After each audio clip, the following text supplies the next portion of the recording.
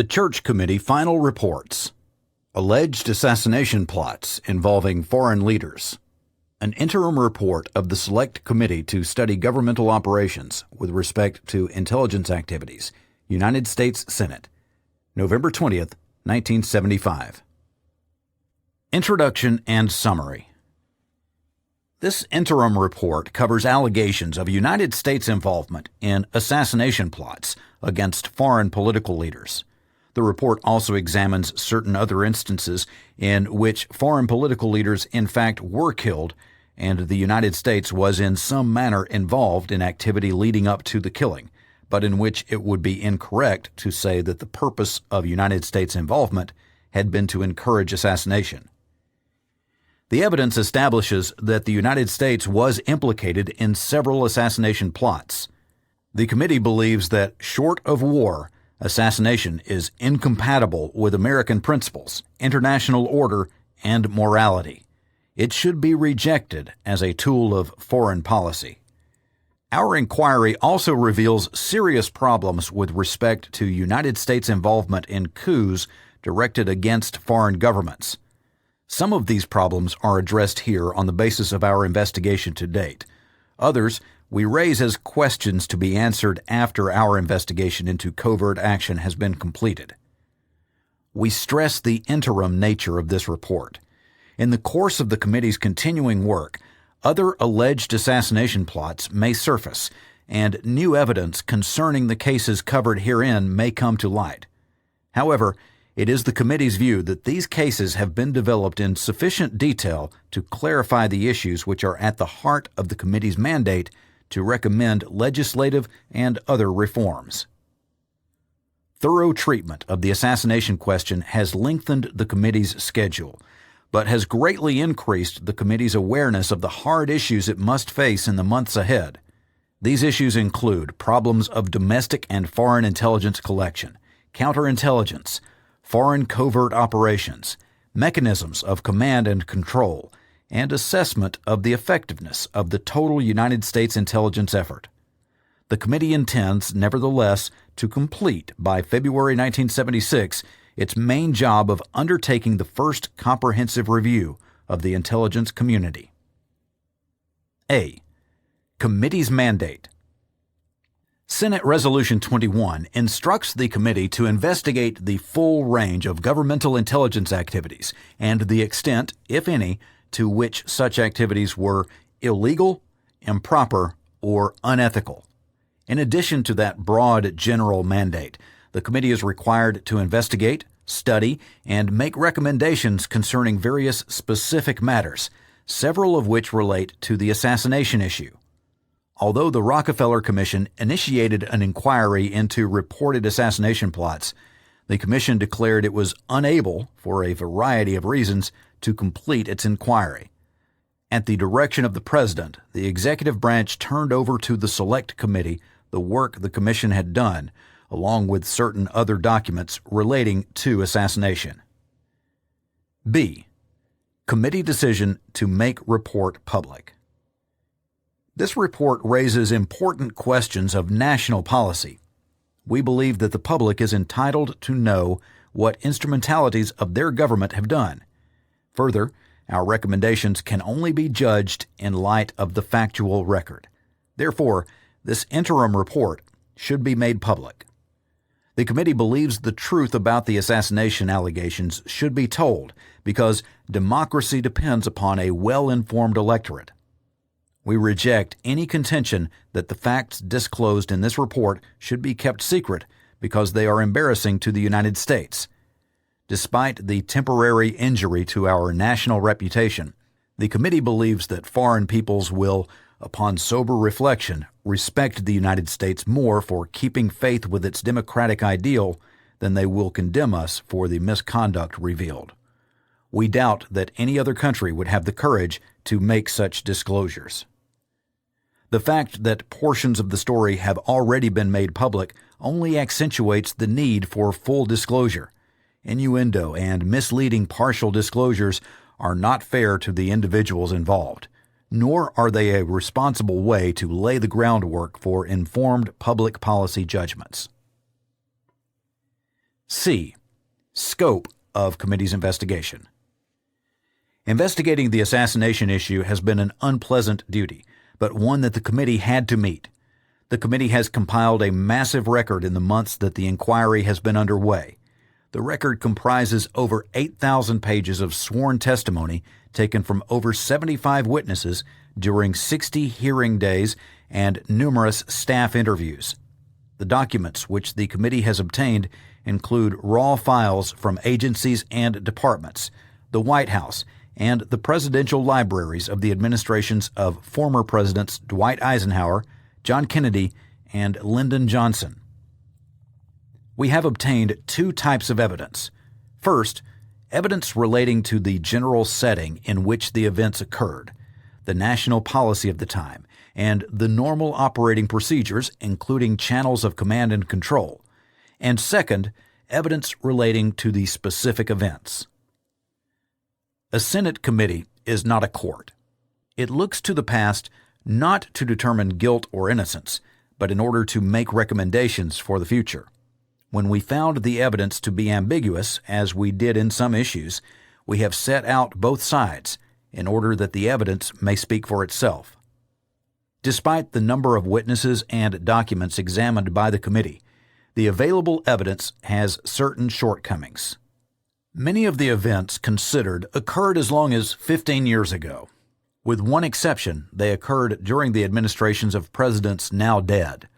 Other high officials whose testimony might have shed additional light on the thorny issues of authorization and control are also dead.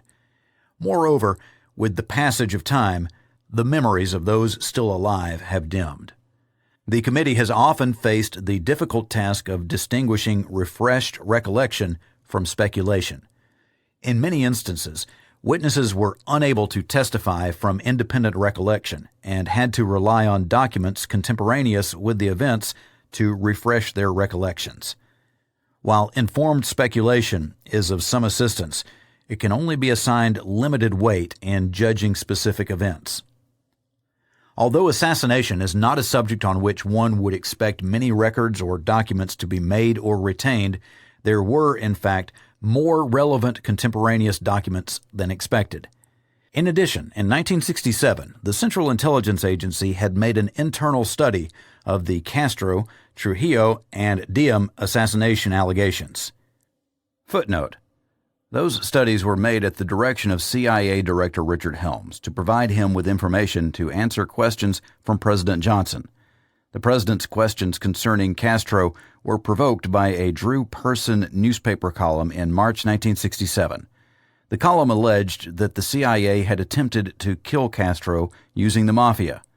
The president also asked Helms for information concerning possible United States involvement in the assassinations of Trujillo and Diem. End footnote. That study was quite useful, particularly in suggesting leads for uncovering the story of the actual assassination activity. Unfortunately, the working papers relating to that investigation were destroyed upon the completion of the report, pursuant to instructions from CIA Director Richard Helms. Memorandum for the record, May 23, 1967. These notes were destroyed because of their sensitivity and because the information they contained had already been incorporated into the report. In fairness to Director Helms, it should be added, however, that he was responsible for requesting the preparation of the Inspector General's report and for preserving the report. Some ambiguities in the evidence result from the practice of concealing CIA covert operations from the world and performing them in such a way that, if discovered, the role of the United States could be plausibly denied. An extension of the doctrine of plausible deniability had the result that communications between the agency and high administration officials were often convoluted and imprecise. The evidence contains sharp conflicts, some of which relate to basic facts, but the most important conflicts relate not so much to basic facts as to differing perceptions and opinions based upon relatively undisputed facts. With respect to both kinds of conflicts, the committee has attempted to set forth the evidence extensively so that it may speak for itself, and in our section on findings and conclusions, we suggest resolutions for some of the conflicts. However, Because the committee's main task is to find lessons for the future, resolving conflicts in the evidence may be less important than making certain that the system which produced the ambiguities is corrected. D. Summary of findings and conclusions. 1. The questions presented. The committee sought to answer 4 broad questions. Assassination plots. Did United States officials instigate, attempt, aid and abet, or acquiesce in plots to assassinate foreign leaders? Involvement in other killings. Did United States officials assist foreign dissidents in a way which significantly contributed to the killing of foreign leaders? Authorization. Where there was involvement by United States officials in assassination plots or other killings, were such activities authorized, and if so, at what levels of our government? Communication and control. Even if not authorized in fact, were the assassination activities perceived by those involved to be within the scope of their lawful authority? If they were so perceived, was there inadequate control exercised by higher authorities over the agencies to prevent such misinterpretation? 2. Summary of findings and conclusions on the plots. The committee investigated alleged United States involvement in assassination plots in 5 foreign countries: Cuba, Fidel Castro; Congo, Zaire, Patrice Lumumba; Dominican Republic, Rafael Trujillo; Chile, General Rene Schneider; South Vietnam, Diem. Footnote. In addition to the plots discussed in the body of this report, the committee received some evidence of CIA involvement in plans to assassinate President Sukarno of Indonesia and Papadoc Duvalier of Haiti. Former Deputy Director for Plans Richard Bissell testified that the assassination of Sukarno had been contemplated by the CIA, but that planning had proceeded no further than identifying an asset whom it was believed might be recruited to kill Sukarno. Arms were supplied to dissident groups in Indonesia, but according to Bissell, those arms were not intended for assassination. Walter Elder, executive assistant to CIA Director John McCone, testified that the director authorized the CIA to furnish arms to dissidents planning the overthrow of Haiti's dictator Duvalier. Elder told the committee that while the assassination of Duvalier was not contemplated by the CIA, the arms were furnished to help the dissidents take what measures were deemed necessary to replace the government, and it was realized that Duvalier might be killed in the course of the overthrow. End footnote. The evidence concerning each alleged assassination can be summarized as follows. Patrice Lumumba, Congo, Zaire. In the fall of 1960, 2 CIA officials were asked by superiors to assassinate Lumumba. Poisons were sent to the Congo, and some exploratory steps were taken toward gaining access to Lumumba. Subsequently, in early 1961, Lumumba was killed by Congolese rivals. It does not appear from the evidence that the United States was in any way involved in the killing. Fidel Castro, Cuba. United States government personnel plotted to kill Castro from 1960 to 1965. American underworld figures and Cubans hostile to Castro were used in these plots and were provided encouragement and material support by the United States. Rafael Trujillo, Dominican Republic. Trujillo was shot by Dominican dissidents on May 31, 1961. From early in 1960 and continuing to the time of the assassination, the United States government generally supported these dissidents. Some government personnel were aware that the dissidents intended to kill Trujillo. 3 pistols and 3 carbines were furnished by American officials, although a request for machine guns was later refused. There is conflicting evidence concerning whether the weapons were knowingly supplied for use in the assassination and whether any of them were present at the scene. Diem, South Vietnam. Diem and his brother, Nhu, were killed on November 2, 1963, in the course of a South Vietnamese general's coup. Although the United States government supported the coup, There is no evidence that American officials favored the assassination. Indeed, it appears that the assassination of Diem was not part of the general's pre-coup planning, but was instead a spontaneous act which occurred during the coup and was carried out without United States involvement or support. General Rene Schneider, Chile. On October 25, 1970, General Schneider died of gunshot wounds inflicted 3 days earlier while resisting a kidnap attempt. Schneider, as commander-in-chief of the army and a constitutionalist opposed to military coups, was considered an obstacle in efforts to prevent Salvador Allende from assuming the office of President of Chile. The United States government supported and sought to instigate a military coup to block Allende. U.S. officials supplied financial aid, machine guns, and other equipment to various military figures who opposed Allende. Although the CIA continued to support coup plotters up to Schneider's shooting, the record indicates that the CIA had withdrawn active support of the group which carried out the actual kidnap attempt on October 22nd, which resulted in Schneider's death. Further, it does not appear that any of the equipment supplied by the CIA to coup plotters in Chile was used in the kidnapping.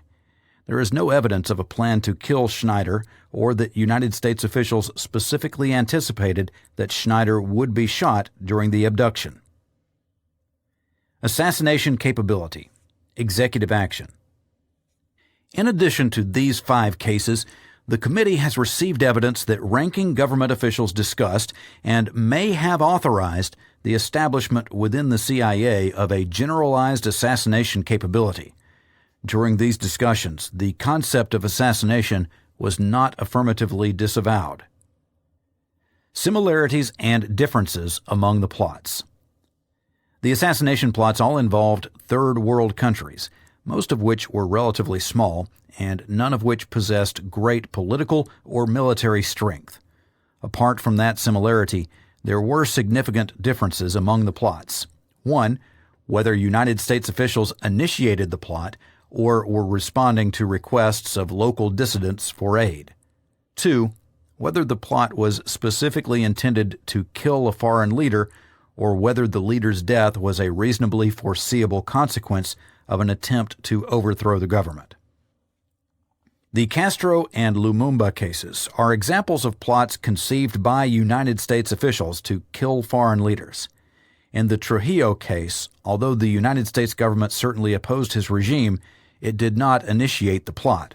Rather, United States officials responded to requests for aid from local dissidents whose aim clearly was to assassinate Trujillo.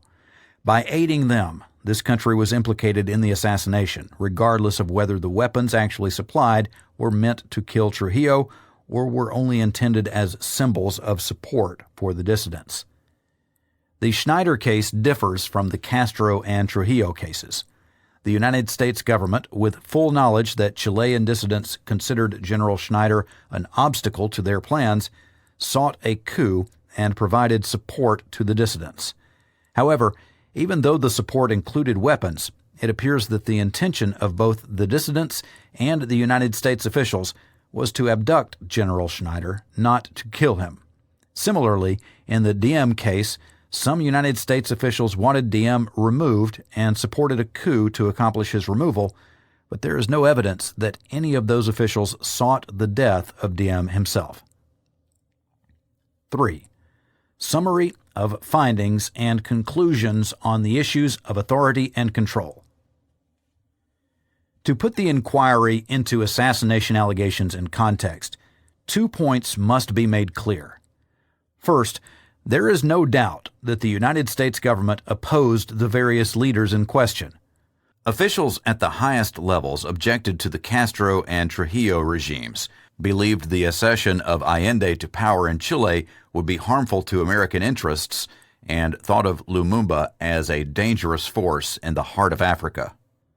Second, the evidence on assassinations has to be viewed in the context of other, more massive activities against the regimes in question. For example, the plots against Fidel Castro personally cannot be understood without considering the fully authorized comprehensive assaults upon his regime, such as the Bay of Pigs invasion in 1961 and Operation Mongoose in 1962. Once methods of coercion and violence are chosen, the probability of loss of life is always present. There is, however, a significant difference between a cold-blooded, targeted, intentional killing of an individual foreign leader and other forms of intervening in the affairs of foreign nations. Therefore, the committee has endeavored to explore as fully as possible the questions of how and why the plots happened, whether they were authorized, and if so, at what level. The picture that emerges from the evidence is not a clear one. This may be due to the system of deniability and the consequent state of the evidence, which, even after our long investigation, remains conflicting and inconclusive. Or it may be that there were in fact serious shortcomings in the system of authorization, so that an activity such as assassination could have been undertaken by an agency of the United States government without express authority. The committee finds that the system of executive command and control was so ambiguous that it is difficult to be certain at what levels assassination activity was known and authorized. This situation creates the disturbing prospect that government officials might have undertaken the assassination plots without it having been uncontrovertibly clear that there was explicit authorization from the presidents. It is also possible that there might have been a successful, plausible denial in which presidential authorization was issued, but is now obscured. Whether or not the respective presidents knew of or authorized the plots, as Chief Executive Officer of the United States, each must bear the ultimate responsibility for the activities of his subordinates. The committee makes 4 other major findings. The first relates to the committee's inability to make a finding that the assassination plots were authorized by the presidents or other persons above the governmental agency or agencies involved. The second explains why certain officials may have perceived that, according to their judgment and experience, assassination was an acceptable course of action. The third criticizes agency officials for failing on several occasions to disclose their plans and activities to superior authorities, or for failing to do so with sufficient detail and clarity. The fourth criticizes administration officials for not ruling out assassination, particularly after certain administration officials had become aware of prior assassination plans and the establishment of a general assassination capability. There is admittedly a tension among the findings. This tension reflects a basic conflict in the evidence. While there are some conflicts over facts, it may be more important that there appeared to have been 2 differing perceptions of the same facts.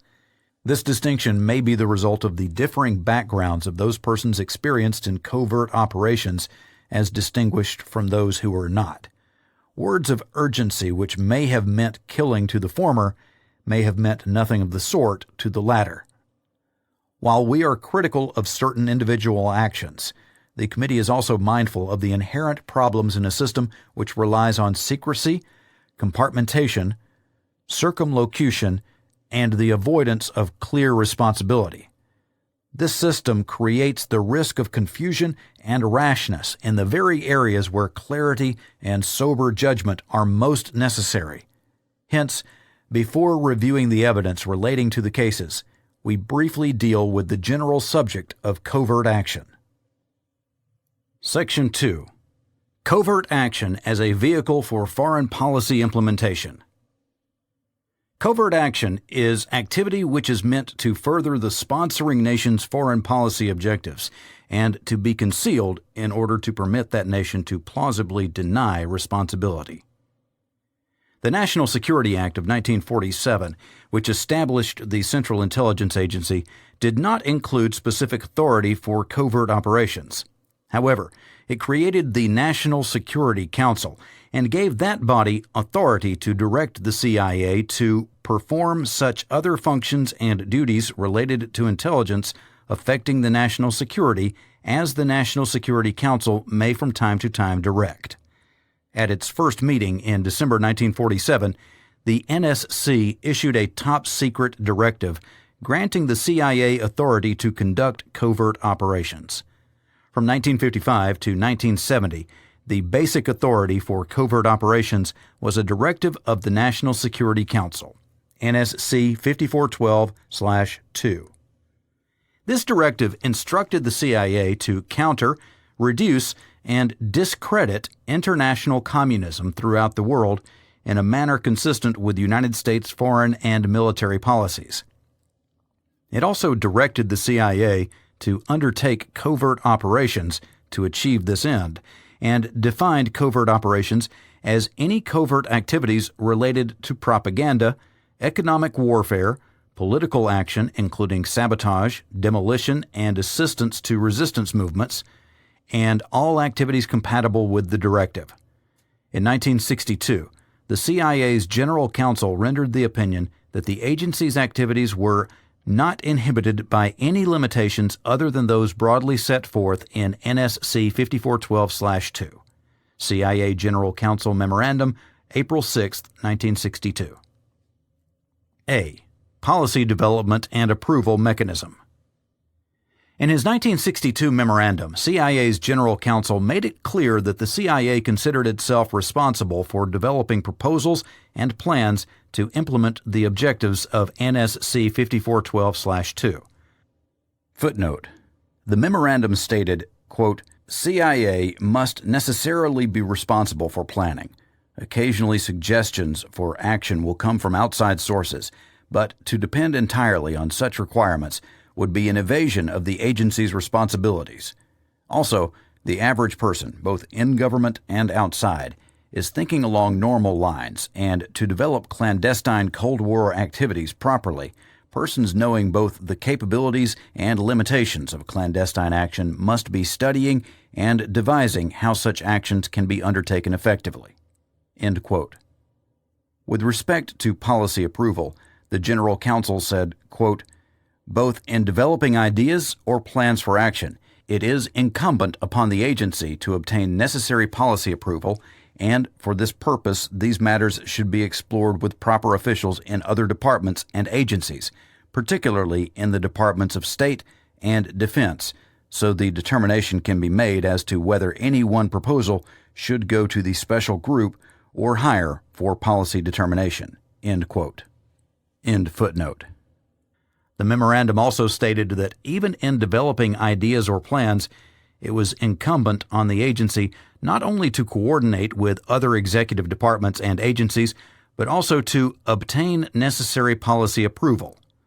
The committee has been faced with determining whether CIA officials thought it was necessary to obtain express approval for assassination plans, and if so, whether such approval was in fact either sought or granted.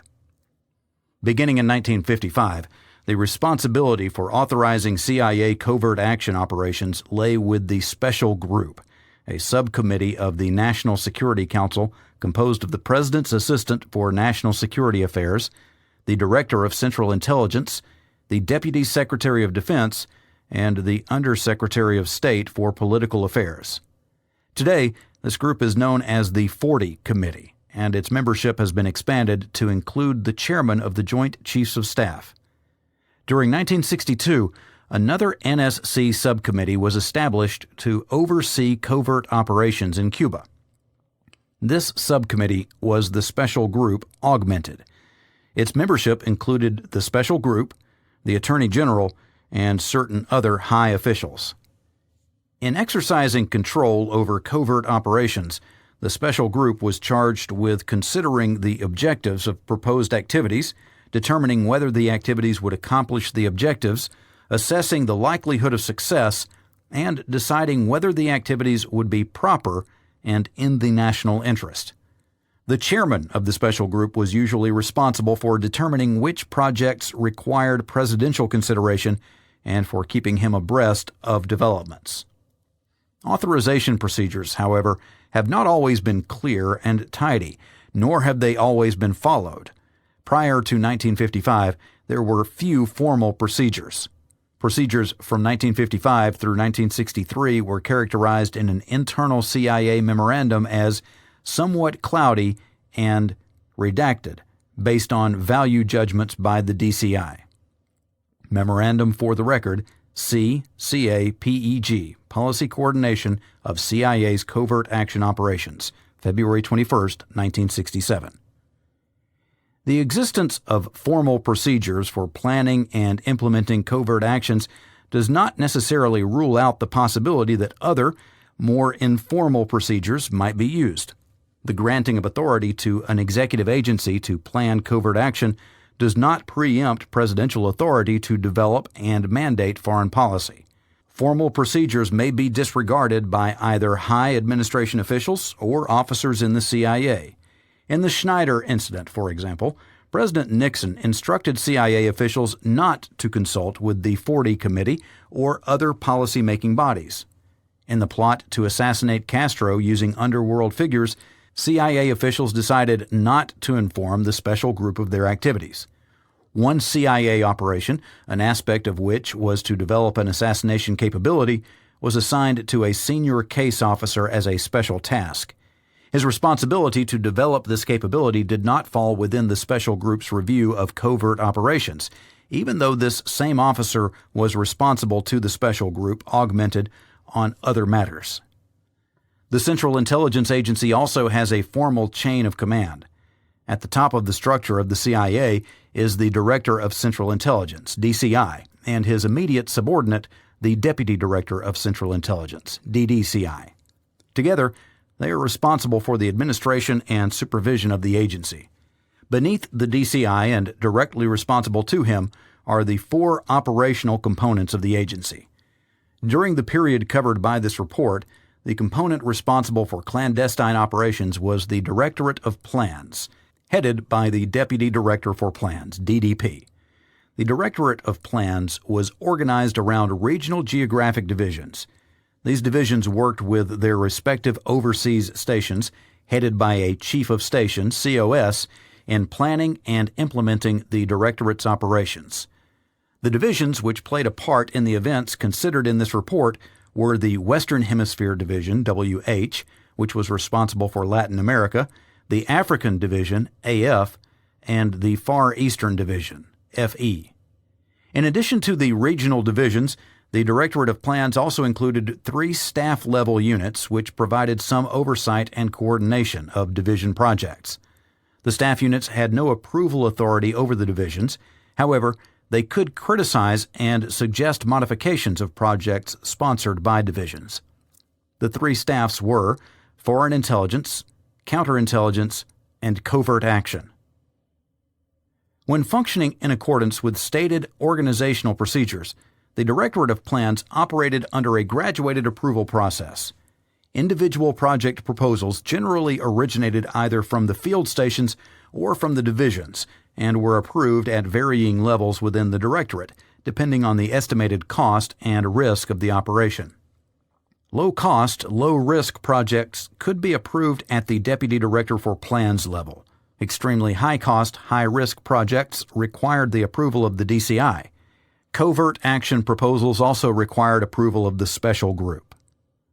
Also within the Directorate of Plans was a Technical Services Division, TSD, which developed and provided technical and support material required in the execution of operations. A separate directorate, the Directorate of Support, handled financial and administrative matters. The Office of Security, a component of the Directorate of Support, was largely responsible for providing protection for clandestine installations and, as discussed at length in the Castro study, was occasionally called on for operational assistance. B. The concept of plausible denial. Non-attribution to the United States for covert operations was the original and principal purpose of the so-called doctrine of plausible denial. Evidence before the committee clearly demonstrates that this concept, designed to protect the United States and its operatives from the consequences of disclosures, has been expanded to mask decisions of the President and his senior staff members. A further consequence of the expansion of this doctrine is that subordinates, in an effort to permit their superiors to plausibly deny operations, fail to fully inform them about those operations. Plausible denial has shaped the processes for approving and evaluating covert actions. For example, The 40 Committee and its predecessor, the Special Group, have served as circuit breakers for presidents, thus avoiding consideration of covert action by the Oval Office. Plausible denial can also lead to the use of euphemism and circumlocution, which are designed to allow the president and other senior officials to deny knowledge of an operation should it be disclosed. The converse may also occur. A president could communicate his desire for a sensitive operation in an indirect, circumlocucious manner. An additional possibility is that the president may in fact not be fully and accurately informed about a sensitive operation because he failed to receive the circumlocucious message. The evidence discussed below reveals that serious problems of assessing intent and ensuring both control and accountability may result from the use of plausible denial.